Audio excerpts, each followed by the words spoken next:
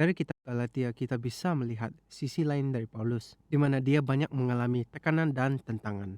Sewaktu dia menulis kitab ini, dia merasa marah. Mengapa dia sangat kecewa? Paulus menulis kitab ini hampir di akhir perjalanan misinya yang pertama, di mana pelayanannya berfokus di bagian selatan Galatia. Hampir 2 tahun dia melayani di sana, mengabarkan Injil tentang Yesus, merintis banyak gereja, dan menghidupi kuasa Roh Kudus. Perjalanan misi ini ditandai sebagai awal mula transisi besar dalam gereja. Untuk pertama kalinya, banyak orang non-Yahudi menjadi pengikut Yesus. Tetapi di balik kesuksesan pelayanan, Paulus telah melewati penganiayaan yang cukup berat, termasuk waktu dia dilempari batu di depan umum, di mana orang-orang menyangka dia sudah mati. Tetapi ini bukan alasan kenapa Paulus marah. Dia marah karena banyak pengajar sesat yang datang setelah itu dan menghancurkan pelayanan yang telah dia buat. Mereka telah memimpin gereja-gereja di Galatia dalam kesesatan. Siapa itu pengajar-pengajar sesat dan apa yang mereka ajarkan? Untuk mengerti situasi ini lebih jelas, mari kita lihat lebih dekat hubungan yang kompleks antara kekristenan dan Yudaisme, dan bagaimana pandangan mereka terhadap orang non-Yahudi.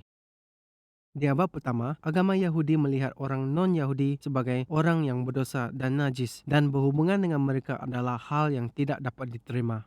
Karena itu, orang Yahudi akan menjaga jarak supaya mereka tidak tercemar. Namun, ada ketentuan untuk orang non-Yahudi yang mengakui dan menyembah Allah orang Israel. Tetapi itu tidak mudah. Orang non-Yahudi harus menjalankan sepenuhnya gaya hidup orang Yahudi.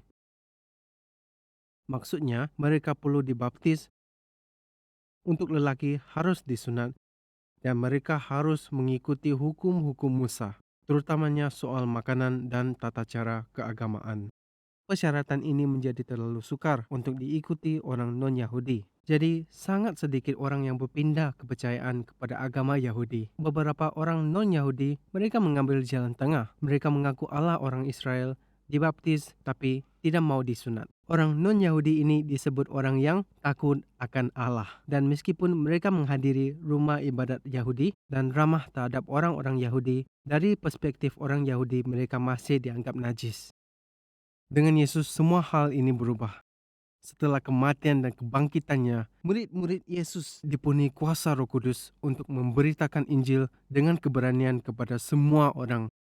Mereka mengerti bahwa Yesus adalah Mesias dan Juru Selamat orang Israel, dan apa yang diberitakan di Perjanjian Lama semuanya tertuju kepadanya. Yesus membebaskan mereka daripada beban keharusan mengikuti korban bakaran dan adat dari hukum Perjanjian Lama. Satu hal yang diperlukan untuk kita dibenarkan adalah iman dalam Yesus. Orang Kristen yang pertama adalah orang Yahudi, dan mereka berpikir untuk memberitakan Injil tentang Mesias hanya kepada orang Yahudi lainnya, karena mereka sudah lama menantikan kedatangan Mesias. Melalui pemberitaan kabar baik tentang Yesus, banyak orang Yahudi percaya Yesus adalah Sang Mesias dan mereka menjadi orang Kristen. Sayangnya, banyak dari mereka yang menolak Yesus sebagai Mesias yang dinantikan. Mereka memilih untuk melanjutkan tradisi dan hukum Perjanjian Lama.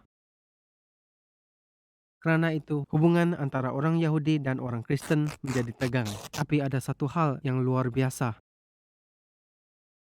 Tuhan mulai memanggil orang Kristen untuk melakukan sesuatu yang berani dan berlawanan dengan budaya yang ada, untuk membawa Injil tentang Yesus kepada orang non-Yahudi.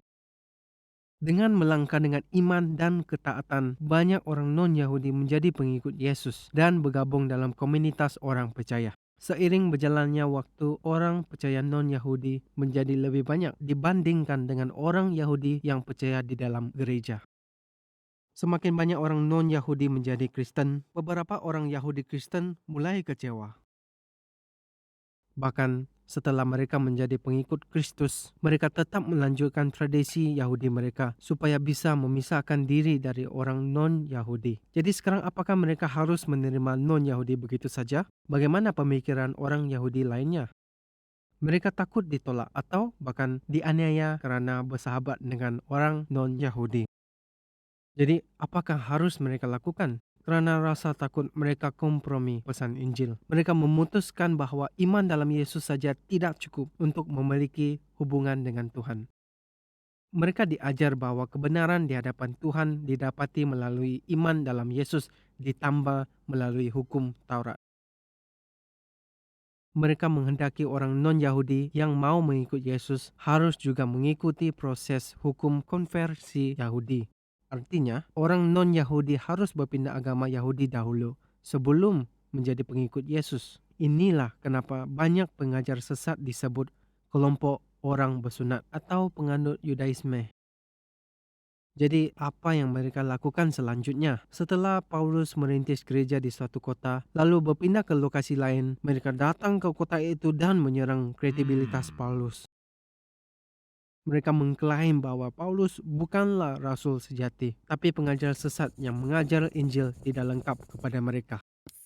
Mereka menuduh Paulus memberitakan Injil yang gampangan kepada orang non-Yahudi, dengan tujuan membuat banyak orang bertobat, tetapi tetap membiarkan mereka sebagai orang yang takut akan Allah yang tidak kudus.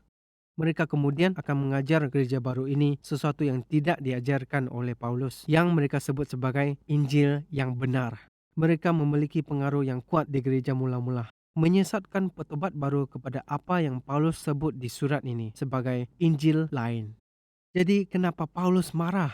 Kerana Yesus telah memberikan kepada orang Galatia karunia yang terbesar di seluruh dunia. Mereka telah dibenarkan melalui iman dalam Yesus, di mana mereka membuangnya begitu saja. Mereka mencoba mendapatkan perkenanan Tuhan melalui pekerjaan yang sia-sia, daripada menerima satu-satunya jalan menuju keselamatan.